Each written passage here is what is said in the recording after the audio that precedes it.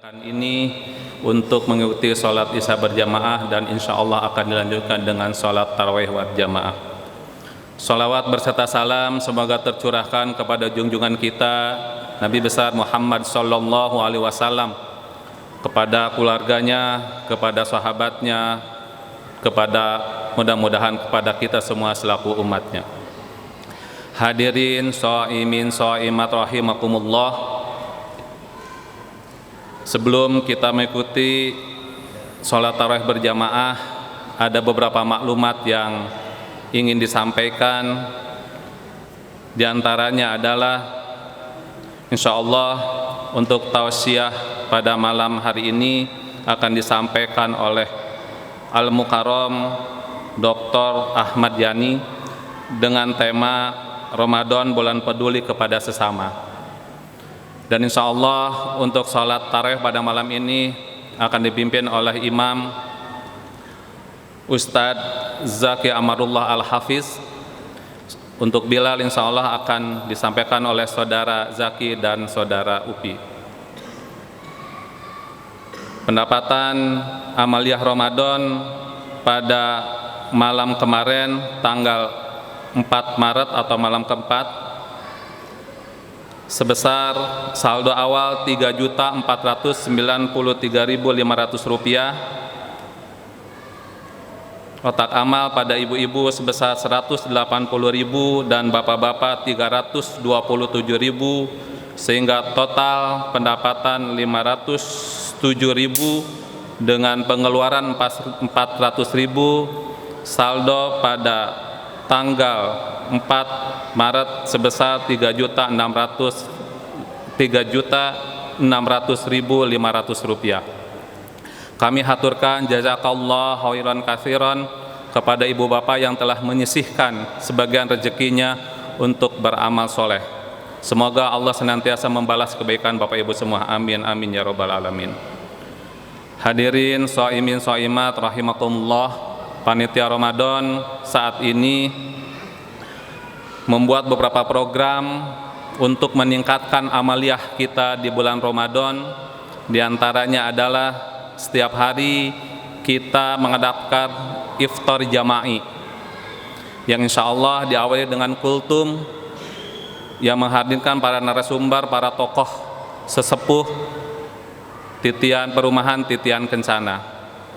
Kemudian setelah sholat tarawih, panitia menggelar tadarus Al-Quran yang alhamdulillah sudah banyak yang ikut pesertanya, yang mudah-mudahan Allah menerima seluruh amal ibadah yang dijalankan oleh kita semua.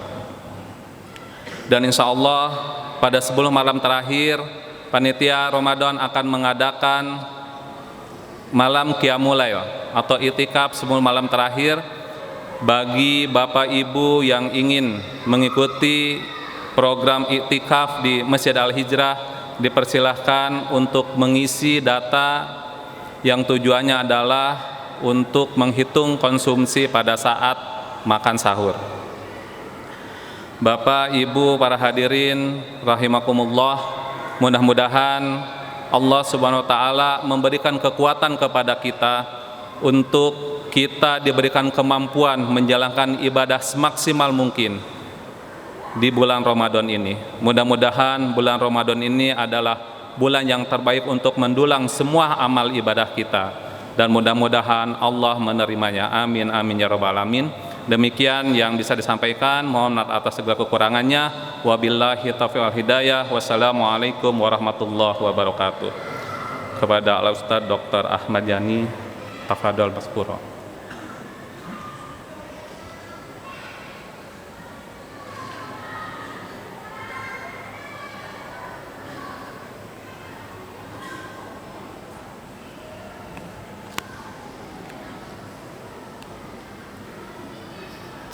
Cik. Bapak-bapak sehat semua? Makanya ada di masjid sehat, Pak. Ibu-ibu juga sehat ya. Bismillahirrahmanirrahim. Assalamualaikum warahmatullahi wabarakatuh.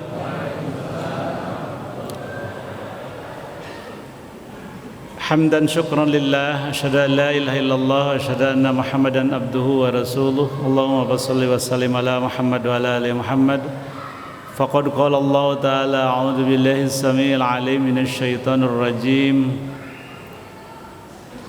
إنما المؤمنون الذين إذا ذكر الله وجلت قلوبهم وإذا تليت عليهم آياته زادتهم إيمانا وعلى ربهم يتوكلون وقال أيضا وأن تصوموا خير لكم إن كنتم تعلمون الآية صدق الله العظيم وصدق الرسول صلى الله عليه وسلم. Para alim ulama, para guru, para ustazah, ibu majelis taklim yang saya hormati, Bapak RW, Bapak RT, tokoh masyarakat, jamaah sholat isya dan tarawih yang semoga Allah Subhanahu wa Ta'ala memberikan yang terbaik dalam rangka meningkatkan ketakwaan kita kepada Allah Subhanahu wa Ta'ala. Mudah-mudahan semuanya dalam keadaan sehat walafiat, amin ya rabbal. Bapak Ibu hadirin sekalian yang saya hormati, alhamdulillah kita tinggal 23 hari lagi kali ya. Kalau 29 hari, kalau 30 berarti tinggal 24 hari lagi, 25 lagi. Tidak terasa memang yang kita lakukan beberapa hari yang lalu kita tidak merasakan saat ini lelahnya karena sudah diganti dengan tenaga yang baru. Saya akan menyampaikan sesuatu yang semoga saja Bapak Ibu, adik-adik bisa nyambung. Saya akan mengutip di dalam surat yang kedua, surat Al-Baqarah ayat 184. Perhatikan ayatnya, wa antasumu. Allah katakan dalam firman-Nya, wa antasumu, dan berpuasalah kalian, khairul lakum, itu lebih baik kalian, kata Allah, in kuntum ta'lamun, bila kamu tahu. Ada seorang ulama, dia punya santri banyak sekali santri. Satu waktu santri itu dipanggil 10 orang. Kata kiai, kata ulama, kamu sini.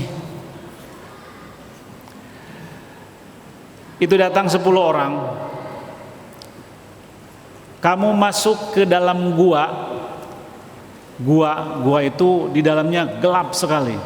Pokoknya tidak ada matahari, tidak ada terang listrik, pokoknya tidak terlihat. Semua gelap.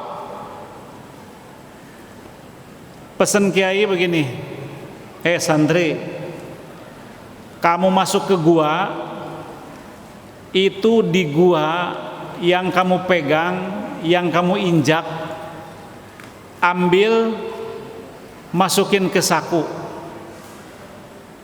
persiapkan saku, kata kiai. Itu orang bermacam-macam yang 10 orang itu. Yang masuk 1, 2, 3. Di dalam orang ngomong, gelap sekali ya. Tidak ada yang terlihat, pokoknya gelap.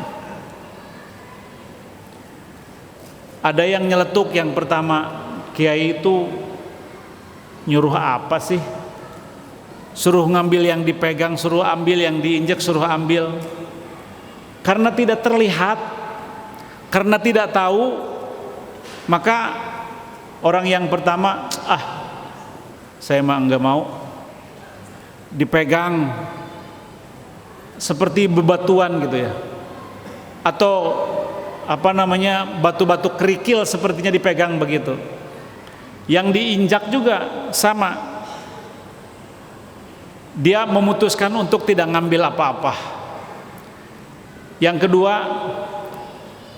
karena ketaatannya diperintahkan oleh kiai, saya mengambil aja dah, apa aja pokoknya saya nggak tahu karena gelap, masukin aja ke saku, masukin di saku. Itu juga cuma satu saku, yang penting syarat masukin penuh satu saku. Yang ketiga, saya mengambil aja seadanya di tangan gitu, di tangan. Yang keempat, saya masukin saku yang atas bawah. Dan yang kelima, bawa keresek. Saya mengambil satu keresek aja banyak. Bodoh amat, saya nggak tahu apa ini. Yang keenam, dia bawa karung. Pokoknya saya mau ngambil satu karung aja. Pokoknya nggak tahu apa nanti. Semua ada yang ngambil, ada yang tidak, ada yang cuek. Kata kiai pesannya, kalau kamu sudah masuk, apa yang kamu pegang bawa. Mau banyak mau sedikit terserah. Lebih banyak lebih bagus. Ada yang terbetik dalam hati, lebih banyak lebih bagus. Masa kiai nyuruh tidak bermanfaat? Akhirnya sekuat tenaga dia bawa 4 karung, dipenuhin semuanya. Akhirnya pas keluar, kata kiai, nanti kamu kalau keluar jangan ada yang dibuka satupun, yang dipegang udah gini aja, pegang aja, yang di saku jangan dilihat. Kalau sudah masuk keluar dari gua. Akhirnya udah keluar semuanya, tidak ada satupun, belum ada satupun yang melihat apa yang dibawa oleh dia. Kata kiai, sudah tahu belum yang kamu bawa? Tidak kiai. Coba yang dipegang, digenggam tangannya, dibuka. Pas dibuka, emas intan permata, emas 24 karat. Kata yang megang segini nih, cuma segenggam. Coba yang di saku, yang 2 saku dibuka, juga sama, emas. Yang ngambil satu keresek, semua emas permata. Begitu juga yang bawa 1 karung dan yang 4 karung, semua menyesal. Ini ayatnya. Allah katakan, wa antasumu khairul lakum. Puasalah kalian, khairul lakum, itu lebih baik untuk kalian, in kuntum ta'lamun, bila kamu tahu. Ada apa? Kita kan cuman nahan, tidak makan, tidak minum, mata tidak memandang yang tidak baik, lisan, bibir kita menahan hal-hal yang tidak bagus, telinga tidak mendengarkan yang tidak bagus, dan seluruh anggota tubuh kita fokus berpuasa. Ada apa? Lapar-lapar. Kita belum tahu. Semua manusia melihat apa yang ada di dunia, tapi ketika kita masuk ke alam kubur, tidak ada satupun yang tahu di alam kubur seperti apa. Bapak Ibu yang saya hormati, karena Allah menyampaikan, in kuntum ta'lamun, bila kamu tahu ada apa di dalam. Nah, di dalam yang pertama adalah Nabi mengingatkan, man soma yauman fi sabilillah ja'alallahu bainahu wa bainan nar khandaqun kama bainas sama'i wal ardh. Terbayang oleh kita kalau tahu artinya.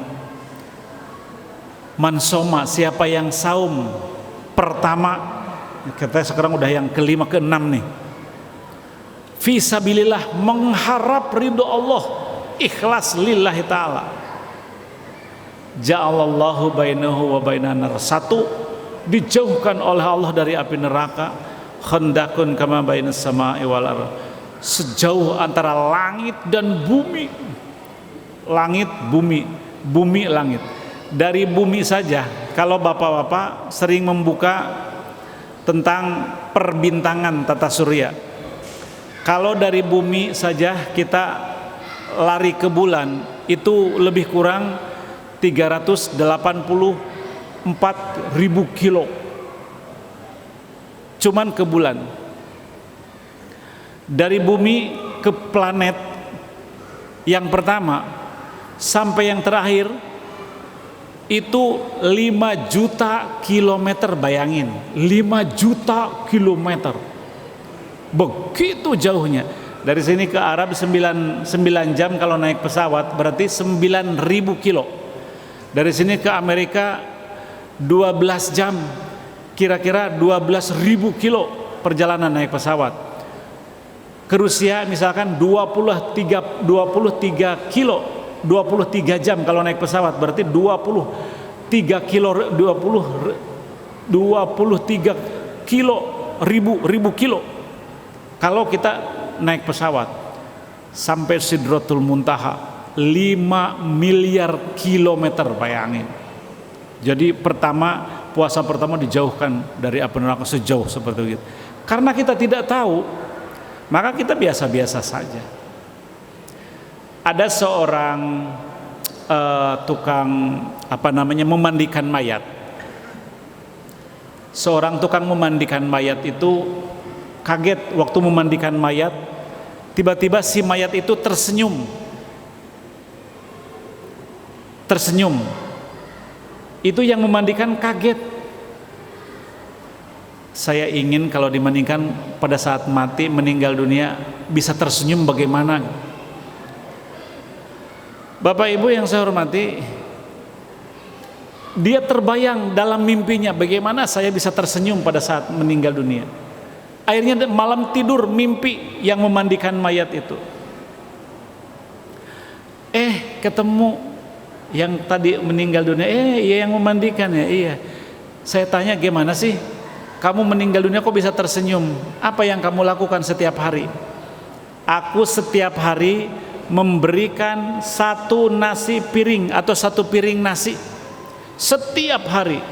Pokoknya setiap hari siapa yang lewat saya kasih 1 piring, setiap lewat kasih 1 piring.